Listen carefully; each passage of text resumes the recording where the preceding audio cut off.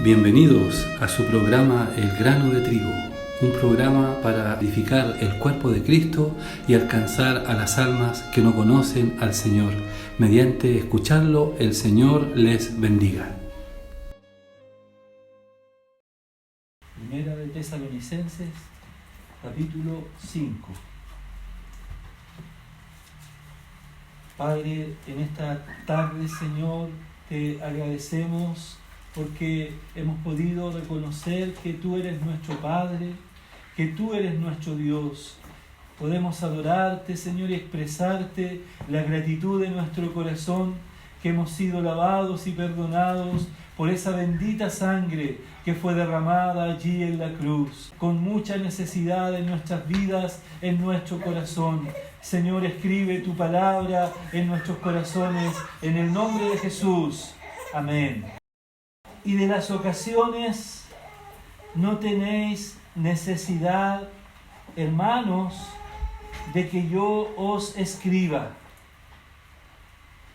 porque vosotros sabéis perfectamente que el día del Señor vendrá, así como ladrón en la noche, que cuando digan paz y seguridad, entonces vendrá sobre ellos destrucción repentina, como los dolores a la mujer encinta, y no escaparán.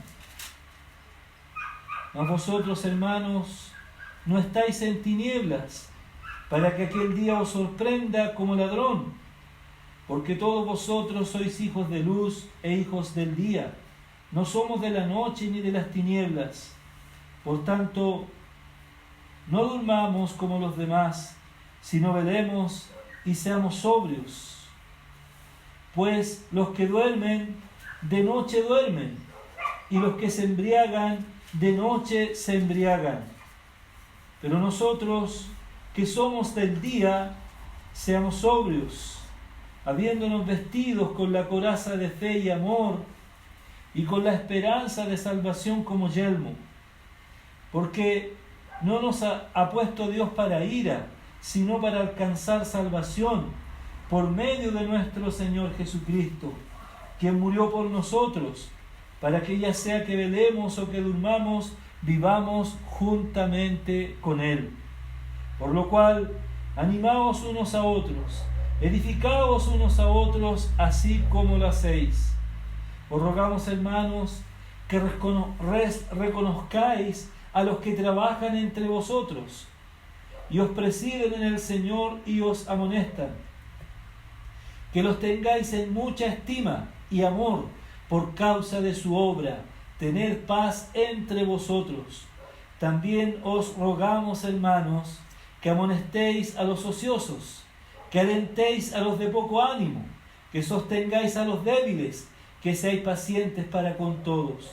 Mirad que ninguno pague a otro mal por mal, antes seguid siempre lo bueno unos para con otros y para con todos. Estad siempre gozosos, orad sin cesar, dar gracias en todo, porque esta es la voluntad de Dios para con vosotros en Cristo Jesús. No apaguéis al Espíritu, no menosprecéis las profecías, examinadlo todo, retened lo bueno, absteneos de toda especie de mal, y el mismo Dios de paz os santifique por completo, y todo vuestro ser, espíritu, alma y cuerpo, sea guardado irreprensible para la venida de nuestro Señor Jesucristo. Fiel es el que os llama, el cual también lo hará. Cuando nosotros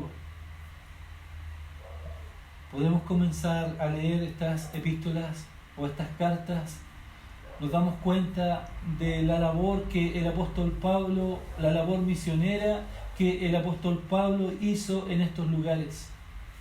En aquel tiempo no era como hoy. Salimos a la calle, hacemos parar un bus y llegamos en el mismo día a un lugar. Los siervos de Dios caminaban grandes distancias, semanas y a veces hasta meses para llegar a un lugar. con mucho sufrimiento, navegando por el mar, caminando por los caminos, montado tal vez en un animal, con mucho sufrimiento, aún al peligro de exponer su vida por la causa del Señor y por la causa del Evangelio. Vemos que el apóstol Pablo, ¿verdad? Eso está en Hechos capítulo 17, no lo busquen. Vemos que el apóstol llegó a Tesalónica y no fue tan fácil para él predicar allí. Él se dirigió a la sinagoga.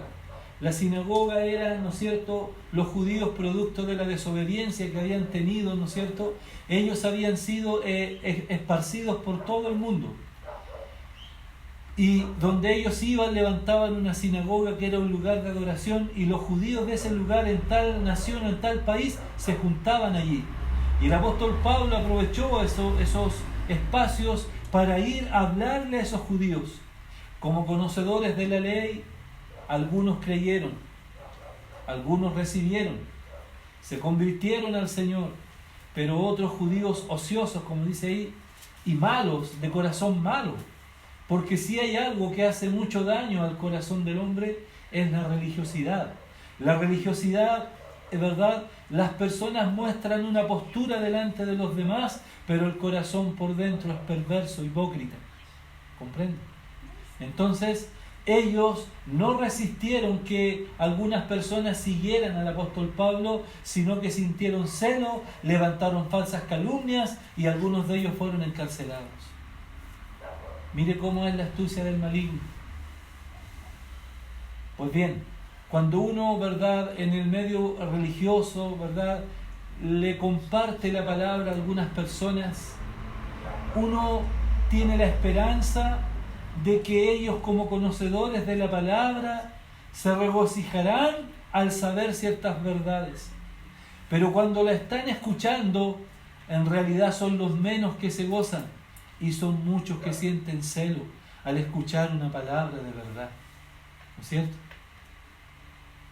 Las personas sienten celo, se levantan, se enojan. Pues bien, bueno. Entonces el apóstol Pablo estuvo 3 semanas en Tesalónica. 3 semanas, mire. 3 semanas enseñándole a los hermanos las verdades, predicando el Evangelio, enseñando las verdades. Por medio de la predicación del Evangelio, muchas almas se convirtieron, se reunieron y él comenzó a enseñarles las verdades.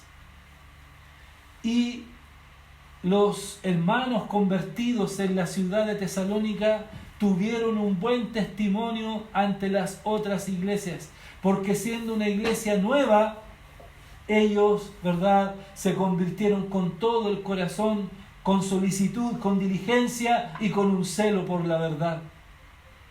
Y en la iglesia en Tesalónica fue un ejemplo a las otras iglesias, tanto en el corazón que tenían para recibir la verdad, como en el corazón generoso que tenían para contribuir a la obra del Señor.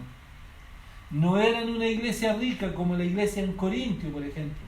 La iglesia en Corintio era una iglesia de muy buena situación, sin embargo la iglesia en Tesalónica era una iglesia pobre. Pero aún siendo una iglesia pobre, ellos fueron un ejemplo para los otros hermanos de otros lugares. Como dijimos, un ejemplo tanto en el celo por la verdad, por la palabra, por la santidad, y un ejemplo en un corazón generoso y dadivoso para la obra del Señor y para la necesidad de los hermanos. ¿Se entiende, no es cierto? Pues bien, el apóstol Pablo, ¿no es cierto?, habla aquí. Y este capítulo viene como un poco de la mano con el capítulo anterior. El capítulo 4, el verso 16, porque el Señor mismo, con voz de mando, con voz de arcángel y con trompeta de Dios, descenderá del cielo, y los muertos en Cristo resucitarán primero. Luego nosotros, los que vivimos, los que hayamos quedado, seremos arrebatados juntamente con ellos en las nubes para recibir al Señor en el aire, y así estaremos para siempre con el Señor. Amén. Nos habla, ¿no es cierto?, de la esperanza gloriosa que el creyente tiene con respecto a la venida del Señor. Porque nosotros debemos saber que no es una ilusión lo que nosotros tenemos, no es un sueño lo que nosotros perseguimos, no es una esperanza vana y vacía, sino es una esperanza verdadera y real, porque hay uno que murió en la cruz, porque hay un sepulcro que está vacío, porque Él vive por la eternidad. Bendito es el Señor.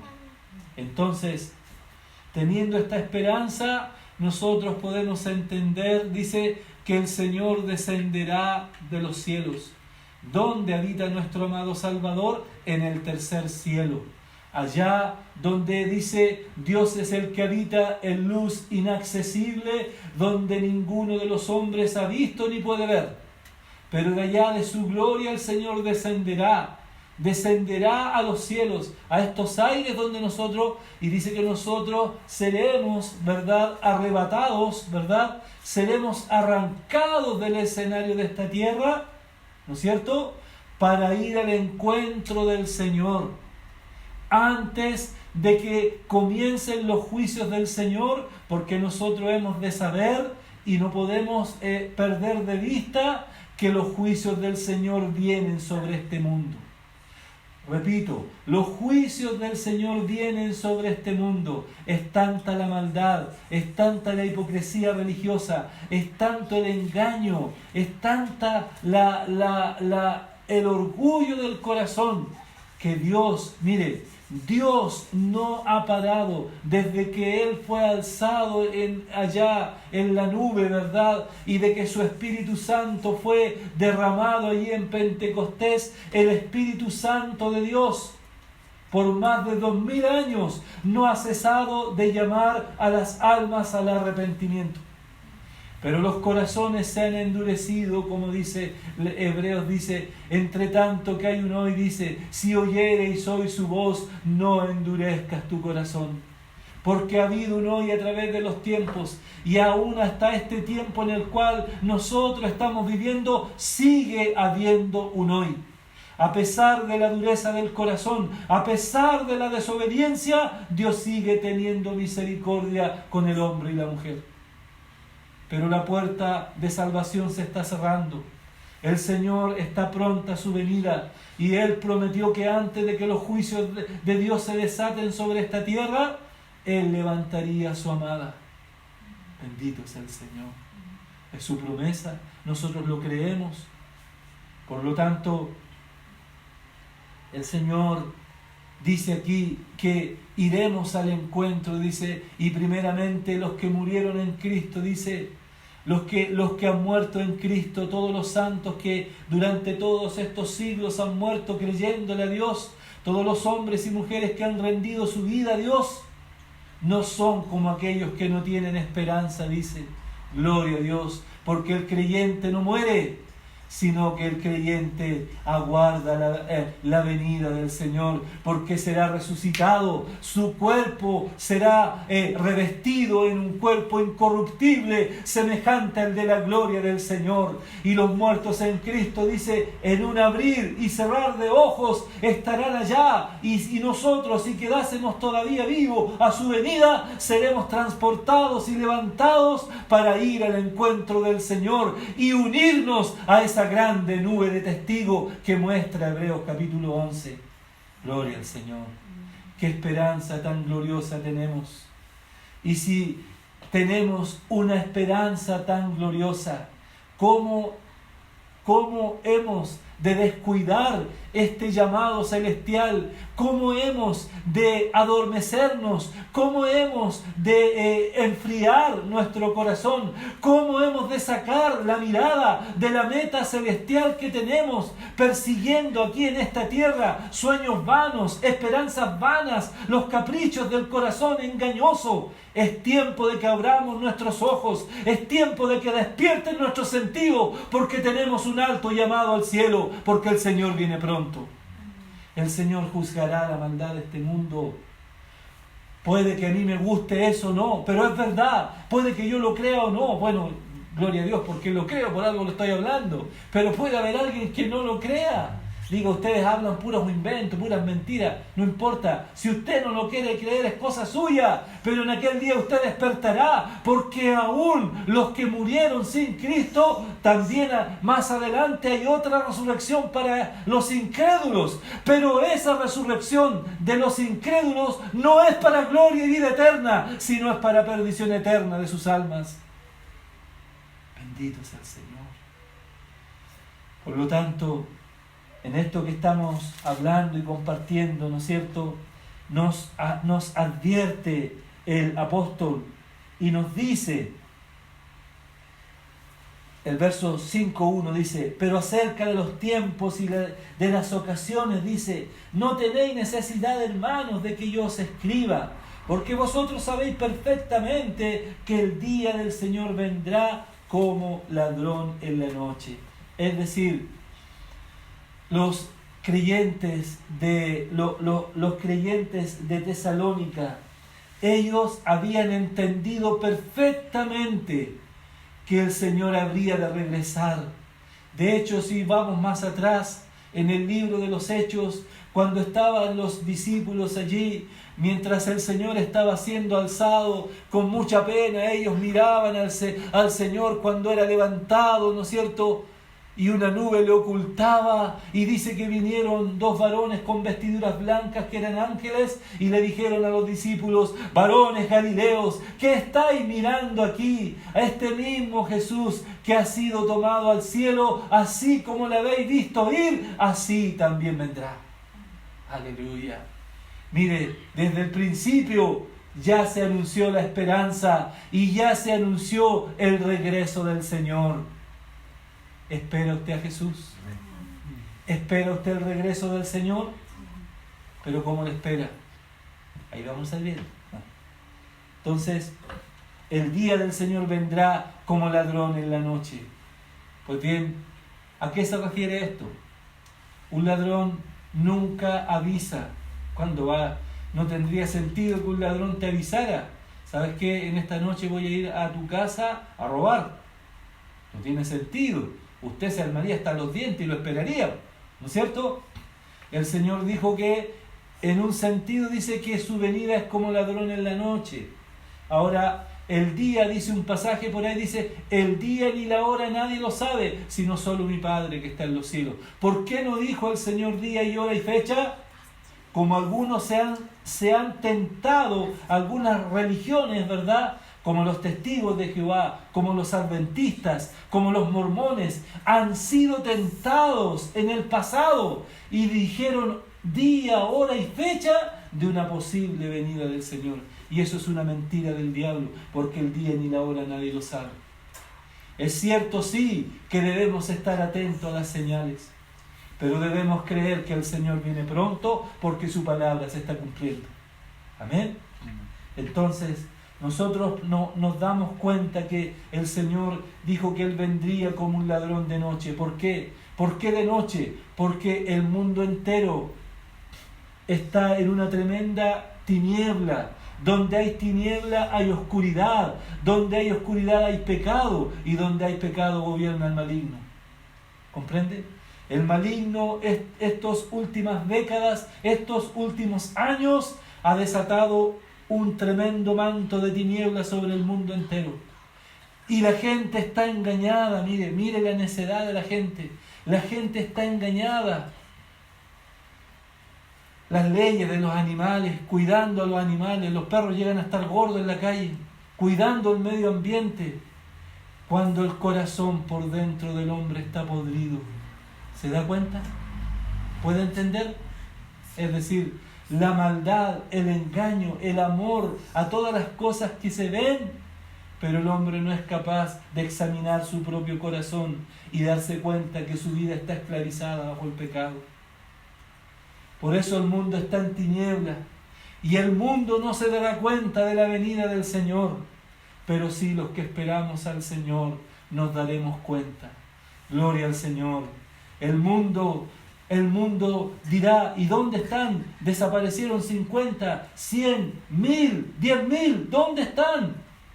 Y el mundo se turbará y no sabrá cómo explicarlo. Pero bendito sea el Señor, porque el Señor viene a levantar a los suyos. ¿Quiere usted ser contado como parte de los que seremos levantados? Gloria al Señor. Dice luego, cuando digan paz y seguridad, vendrá sobre ellos destrucción repentina, como los dolores a la mujer encinta. Y este verso propiamente tal se está refiriendo un poquito después del rapto del Señor. Cuando me explico, del arrebatamiento. Cuando yo digo el rapto, el arrebatamiento, me refiero al rapto de la iglesia del escenario de esta tierra. ¿Se entiende? Una vez que la iglesia sea levantada de la tierra, comienza la tribulación y la gran tribulación. Son solamente 7 años, pero son 7 años intensos, 7 años profundos, dice, porque yo, un pasaje dice, porque yo probaré a los moradores de la tierra con tribulación, dice, cual nunca la ha habido ni la habrá jamás, dice, ¡ay de los moradores de la tierra! Mire, hay un ay, es decir, hay dolor, hay juicio, hay castigo. 3 años y medio, ¿no es cierto? En estos 3 años y medio, este personaje perverso que es el anticristo se manifestará. Y se manifestará como un personaje, ¿no es cierto?, como un líder mundial, como un líder político, religioso mundial. Él se demostrará, ¿no es cierto?, como un líder carismático, y él arrastrará tras de sí a los gobernantes de la tierra, a los reyes de la tierra. Todos verán en él el solucionador de los problemas mundiales, de la hambre mundial. Una sola moneda, una sola economía. Es decir, todo lo que nosotros hoy día estamos viendo, que los gobiernos están ensayando, todo va para allá y todo va a desembocar en este personaje perverso. ¿Comprende? Entonces, y después de esos 3 años y medio, él se demostrará en su esencia lo que él es: hijo del diablo, un tremendo gobernante perverso, dictador. Perseguirá a toda aquella religiosidad. Terrible lo que va a acontecer allí, pero también terribles son los juicios que vienen. Eso lo vimos cuando compartimos Apocalipsis, ¿verdad? Bueno, no es el tema, no quiero apartarme de lo que estoy hablando, pero dice que cuando digan paz y seguridad, es decir, Él dirá, Él solucionará, ¿verdad? Él va a proclamar, dice, todos los gobiernos, ¿qué es lo que piden?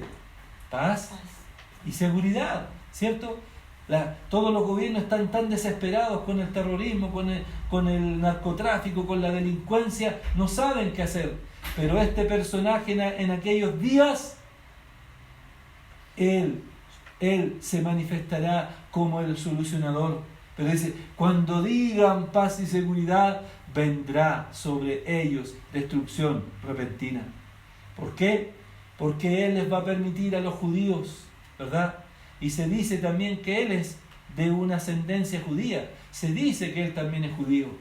Él va a engañar a los judíos. Los judíos, cuando uno los ve que están llorando en el muro, ¿no es cierto?, en la televisión, cuando muestran esos judíos que están llorando en un muro allá, ¿ellos qué están llorando? Ellos esperan la venida del Mesías, la restauración de Israel, de Jerusalén. Pero ellos le creerán al anticristo y serán engañados. Pero un remanente piadoso será purificado como por fuego.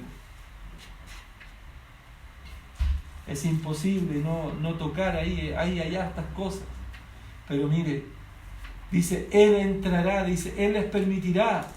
Él va a solucionar el problema que hay ahí entre los israelitas y los palestinos. Hay un tremendo problema ahí. Él les va a permitir solucionar y les va a dar una aparente paz por un tiempo. Y los judíos van a poder reconstruir su tercer templo. Y dice que Él entrará a ese templo, dice, mire, entrará a ese templo. Y dice que sacrificará la abominación desoladora.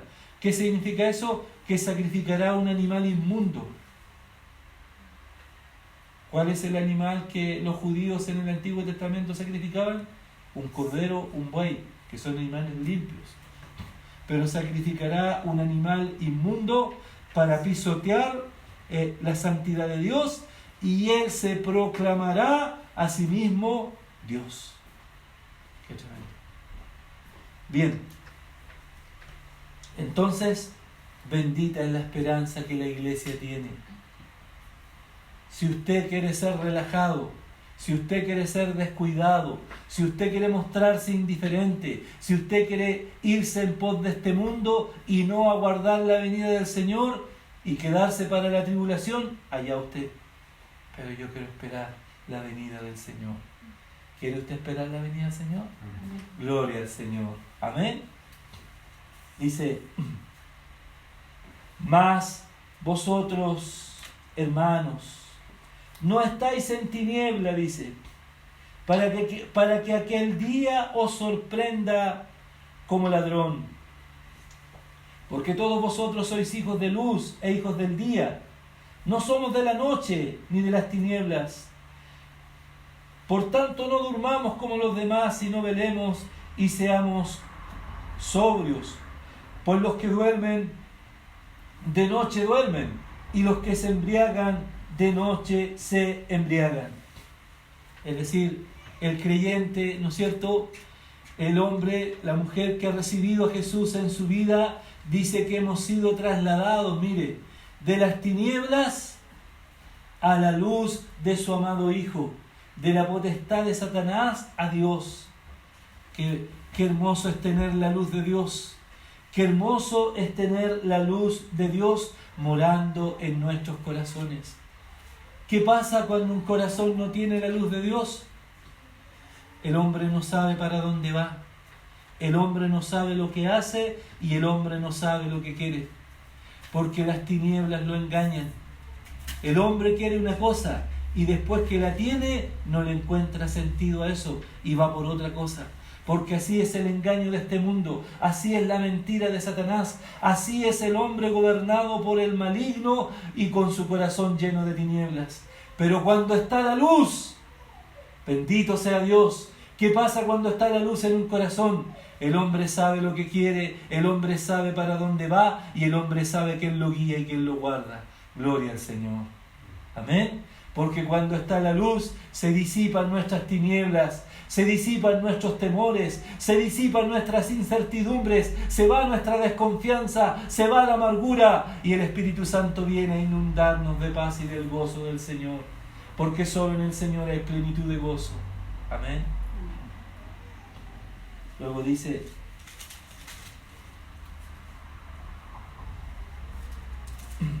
no debemos dormir ni embriagar. ¿Qué significa dormir? Dormir significa, ¿verdad?, afanarse con las cosas de esta vida. Y embriagarse significa deleitarse con lo que este mundo te ofrece. ¿Verdad? Hay que vivir, hay que comer, hay que trabajar, hay que atender los asuntos del día, pero no hay que colocar el corazón en eso, porque debemos apartar un tiempo para buscar al Señor, ¿o no? Amén. Gloria a Dios. Después dice,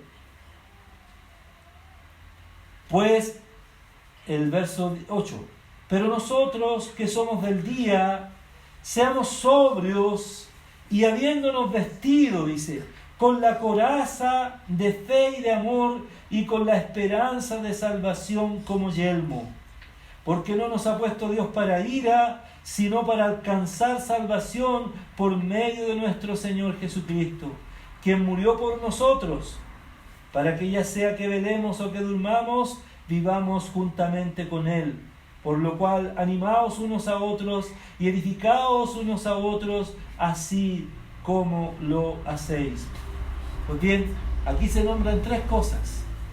Lo mismo que nombra, ¿no es cierto?, Primera de Corintios, dice, Primera de Corintios 13, ahora permanecen la fe, la esperanza y el amor, estos tres, pero el mayor de ellos es el amor. Dice que tenemos la fe y el amor como coraza. Y está mostrando en un sentido, ¿no es cierto?, que el caminar del creyente es una lucha espiritual. Por lo tanto, un soldado no se manda a la lucha con traje de baños, con chala y una toalla en el hombro. No tiene sentido, ¿Cómo va un soldado? ¿Cómo va el soldado romano? Con su casco, con su coraza, con su espada, con su lanza, con su escudo. ¿Sí o no? ¿Cierto? Entonces, la coraza, ¿dónde va la coraza? En el pecho y cubriendo toda la espalda. Es decir, ¿qué es lo que cubre? ¿Qué es lo que tenemos aquí? Todos los órganos vitales. ¿Sí o no? ¿Qué es lo vital para nosotros? La fe y el amor. Aleluya. ¿Qué pasa cuando un cristiano pierde la fe? Se vuelve a chaspo. Se vuelve al mundo. ¿Y qué pasa cuando un cristiano pierde el amor? No quiere seguir sirviendo al Señor y se llena de egoísmo. Lo contrario del amor es el egoísmo. Cuando un corazón está lleno de amor, se derrama en servir a los demás, ¿o no? Y la esperanza es el yelmo, es el casco. ¿Para qué era un yelmo? Para aguantar los macanazos, los palos que te podían dar en la cabeza, ¿verdad? Dice que el yelmo es la esperanza. ¿Cuál es la esperanza que tenemos? El regreso del Señor. Amén. ¿Y cuáles son los golpes que lanza el maligno a la cabeza, a la mente? No, si el Señor ya no va a venir. No, mira todo lo que está pasando. ¿Para qué te guardas para Dios cuando hay otros? Mira estos perversos. Ellos no honran a Dios y mira, y les va bien. Y tú que te guardas para el Señor, tú que quieres buscar al Señor, parece que te va mal. Pero ¿qué necesitamos para eso? El yelmo de salvación. Aleluya. Amén. Para que los dardos del maligno no penetren en nuestra mente. La fe, la esperanza y el amor, que son los pilares de nuestra relación con Dios. Por fe caminamos y no por vista. Esperanza de gloria tenemos. Y por amor nos aferramos al Señor, amando a los hermanos, y por eso nos congregamos. ¿Amén? Amén. Cuando no nos congregamos, nuestros corazones se enfrían. O alguien puede decir, no, si, como alguien escuchaba días atrás por ahí, no, yo no voy a la reunión, pero igual oro, igual leo, igual tengo al Señor. Sin embargo, su rostro reflejaba la amargura de su corazón. Pero cuando uno se congrega, ¿cómo se siente? A lo mejor llega enfermo, cansado, herido, qué sé yo, con cuántas cosas. Pero a medida que empezamos a reunirnos, a cantar, a adorar al Señor, a oír la palabra, ¿acaso nuestros corazones no se van lavando? Sí. Aleluya. ¿Acaso nuestros corazones no se van fortaleciendo? A lo mejor hasta puedo venir de mala gana, hasta taimado puedo venir. Pero la palabra me renueva, me levanta, me restaura, porque se trata de Dios. Amén. Se trata del Señor. El Señor es digno de mi alabanza, de mi gratitud, de mi reverencia, de mi adoración, porque fue Él el que dio la vida por nosotros. Amén. Amén. Luego dice, ¿verdad?, el otro verso, porque no nos ha puesto Dios para ira, sino para alcanzar salvación por medio, dice, de nuestro Señor Jesucristo. ¿Qué significa esto, para alcanzar salvación? ¿Acaso no hemos sido salvos desde el día que creímos en el Señor? Sí. Claro que sí, pero no nos olvidemos esto.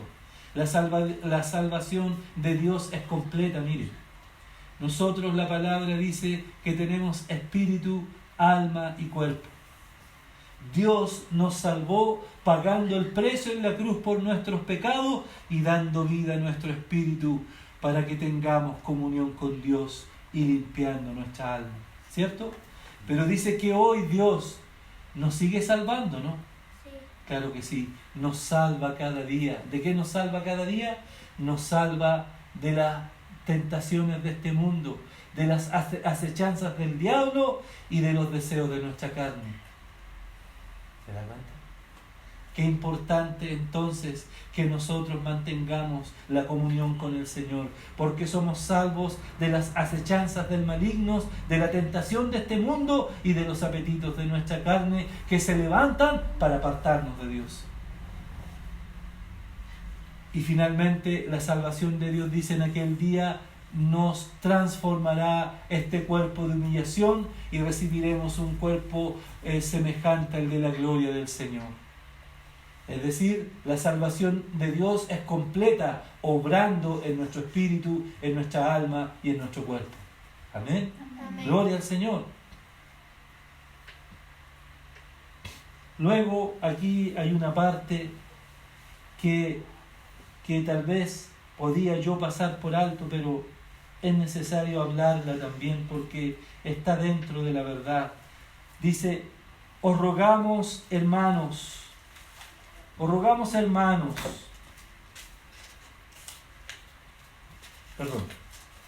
que reconozcáis a los que trabajan entre vosotros, dice, y os presiden en el Señor y os amonestan. Bueno, no es difícil entender de qué tipo de hermanos se está hablando ahí, ¿no es cierto? Por lo general, todos nosotros podemos congregarnos, asistir a una reunión y nos alegramos por oír una palabra, ¿no es cierto? Por oír el Evangelio del Señor, y se alegra nuestro corazón cuando oímos la palabra, ¿o no? ¿Cierto que sí? Cuando estamos desanimados y alguien nos va a visitar, cuando estamos enfermos y alguien ora por nosotros, cuando venimos a la reunión y somos enseñados por la palabra y nuestro corazón es fortalecido, ¿quiénes son los hermanos que hacen esa labor? ¿Son todos los hermanos? Justamente. Dios en cada lugar, en cada asamblea cristiana, en cada iglesia, Él levanta a sus siervos. Amén. Que pueden ser los ancianos o los pastores. ¿Ya? ¿Y cuál es la labor que hacen esos hermanos? Dice, ellos,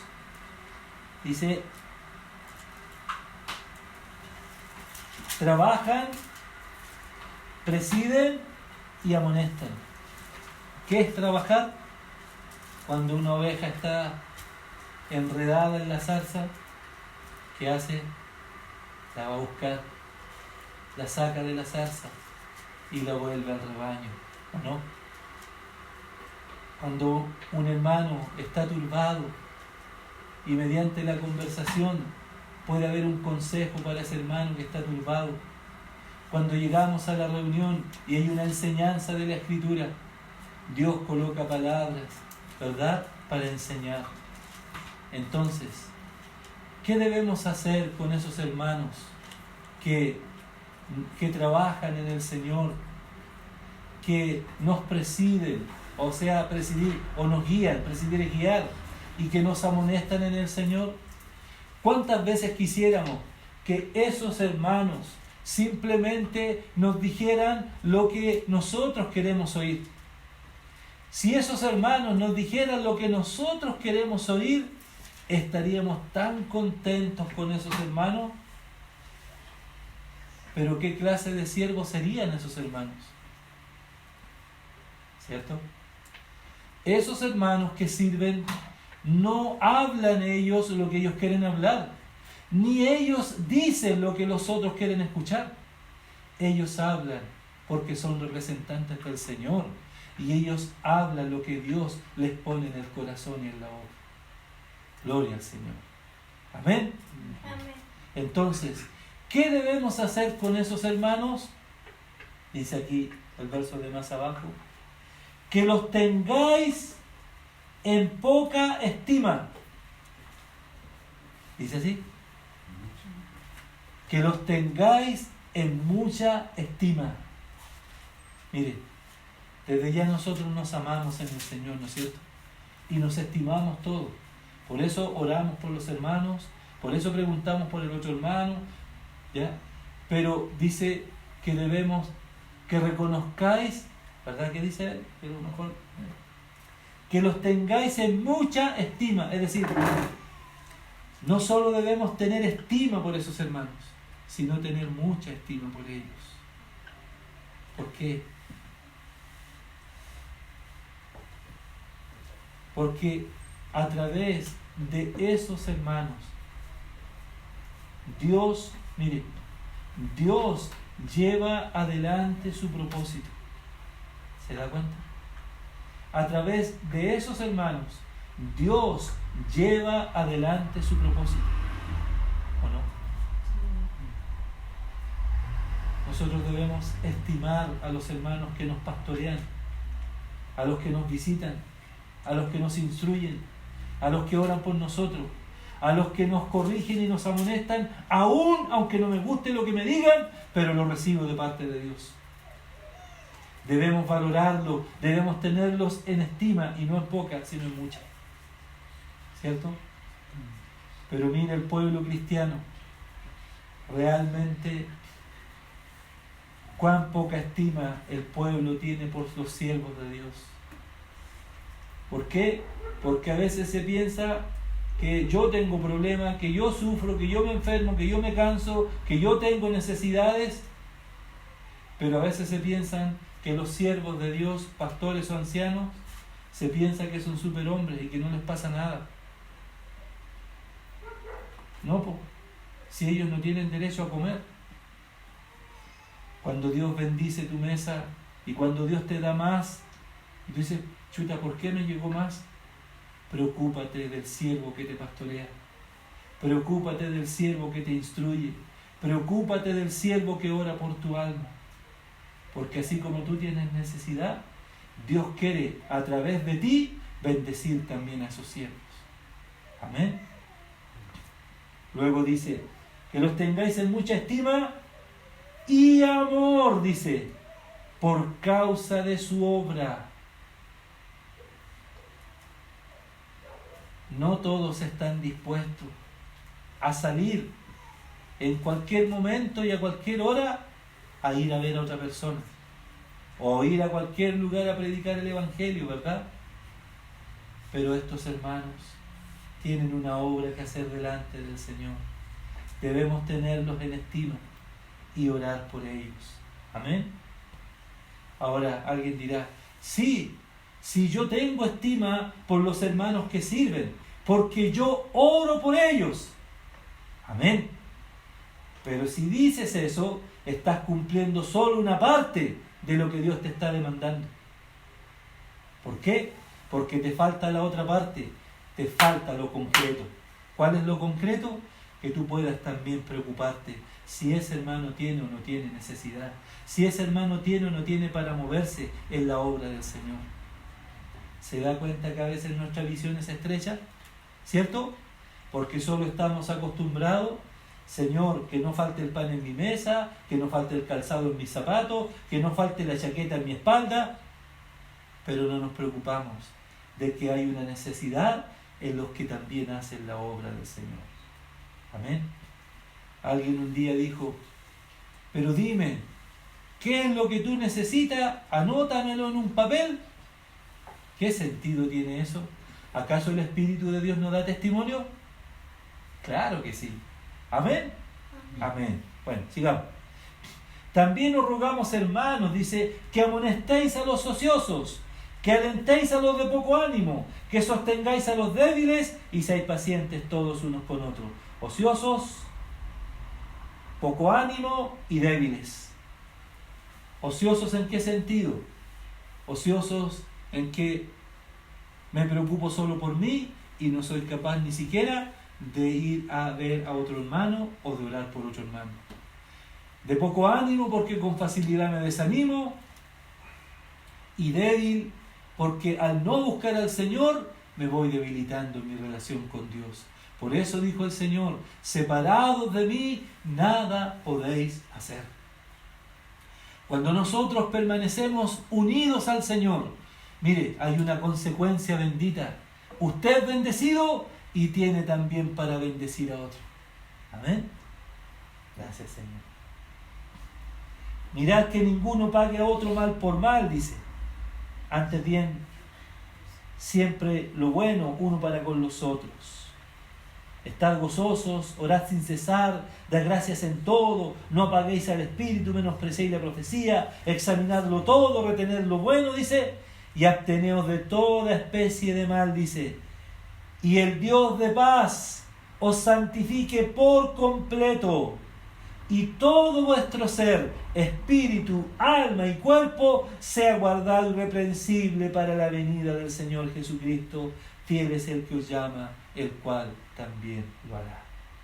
Es decir, Dios tiene un deseo, y ese deseo es que todo nuestro ser sea santificado para servir al Señor. Porque si todo nuestro ser es santificado para servir al Señor, dice, no vamos a pagar a otro mal por mal, sino vamos a bendecir y a orar por aquellos que aún no nos estiman, ¿cierto? No vamos a apagar el espíritu. ¿Qué significa apagar el espíritu? ¿Qué pasa cuando se corta la luz? No se ve nada. Y uno empieza a andar así a tentones. ¿Qué pasa cuando hay un fuego? Y usted quiere que el fuego alumbre más y caliente más. ¿Qué tiene que hacerle usted? ¿Qué le echa? Más leña, pues. Y cuando le echa más leña, el fuego más arde, alumbra más y más calor da. Pues bien, el Espíritu Santo es un fuego que un día el Señor encendió en nuestras vidas. Pero cuando yo no oro, mire, cuando yo no oro, cuando no me alimento de la palabra, cuando no me congrego, cuando no me relaciono con los hermanos, ¿qué le pasa a ese fuego por dentro? Hay uno que está interesado en apagar ese fuego. ¿Quién es ese? El maligno. Mire, nosotros, entre paréntesis, nosotros estamos en este tiempo, si bien el tiempo que vivimos es malo, pero mire, este aparatito puede ser tan malo como puede ser tan bueno si yo lo sé usar, ¿o no? Y a veces no cuesta nada llamar, ¿cierto? ¿Cómo está, hermano? Y si usted tiene una palabra, compártala. Y si usted tiene una pena, compártala también. Y oraremos por ahí, por el teléfono, ¿ya? Hay audio y hay cámara. ¿Se puede ahora tener comunión o no? Sí. Claro que sí. No importa la distancia, ¿verdad? No importa la hora. Tengamos comunión. Que no se enfríe nuestro corazón. Amén. Que no se enfríe. No apaguéis al espíritu. El Señor viene pronto. ¿Cómo el Señor va a querer encontrar una iglesia triste, deprimida, amargada, sin esperanza, sin amor y sin fe? ¿Podrá el Señor llevarse ese tipo de iglesia? No. No, pues. Un pueblo dispuesto, fervoroso, amando al Señor. Que el Señor nos ayude, que el Señor nos guarde. Oremos. Gracias, Padre, por tu palabra, por tu consejo, por tu exhortación. Ayúdanos a llevar adelante tu palabra, a serte fiel, a no apagar el Espíritu Santo en nuestras vidas. Líbranos de todo mal, en el nombre de Jesús. Amén. Amén.